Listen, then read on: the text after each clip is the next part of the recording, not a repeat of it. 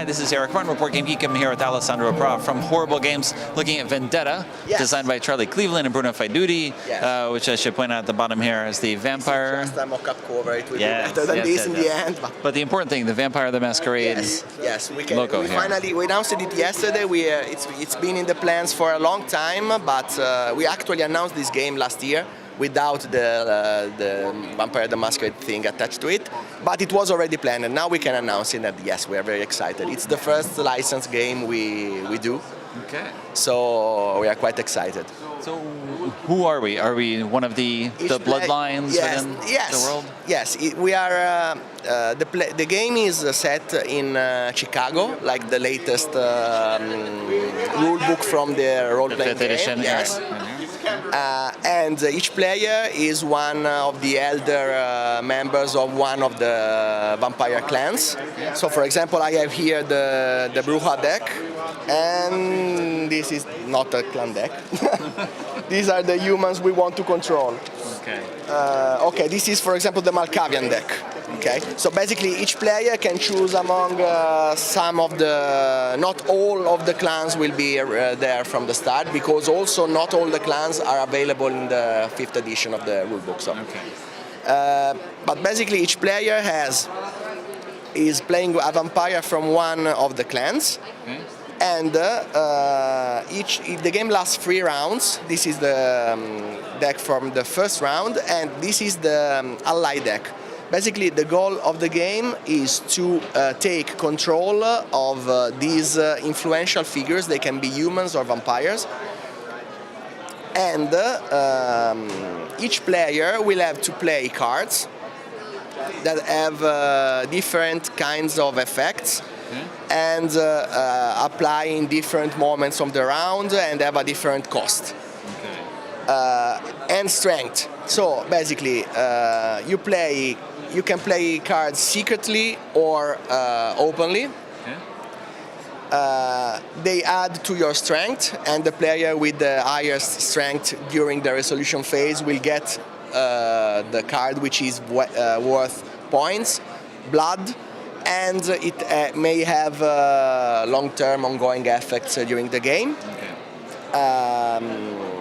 So you play in turns. You play one card on each player will be linked to one of the sides of these location tiles. So without going into too much detail, it's an area control game where you can bluff by playing cards face down. Or you can play them face up as a deterrent. You play a very strong card and you say, "Don't come here because I'm serious here." And there will be a lot of effects inspired by the discipline powers of the vampires from the role-playing game, and then you get the idea. I would have to explain the whole rules of the game. Okay. This is the general idea. And we have a variable number of locations, just based on what? The number of players, basically. With more players, there are more locations, and I think a few other details change, but basically this is it. Okay. Each round is one night of fight. The goal, the winner of the game will be the new prince of the city. If you know the setting, the prince is the highest, the president of the local vampire community. And the clans are always competing for power. So this is what also happens in this game. The allies for each round come from a different deck, and they become stronger and stronger. So there is this build-up towards the end of the game where you gathered power during the beginning of the game, but you get allies to boost your abilities. And the other interesting thing that I was forgetting to mention is that you only start with a fixed set of starting cards that are partially common between all players. So all cards have 2 cards in common, I think. Right. But then each round you have a small drafting, kind of drafting mechanic. Basically, it's only internal to your deck. It's more hand building, let's say. So you draw a certain amount of cards and you choose which ones you want to keep and so you personalize your hand. In later rounds, you will do that again, but you will have to discard cards you already had from your hand. Okay. So your hand will change. The other players will have to.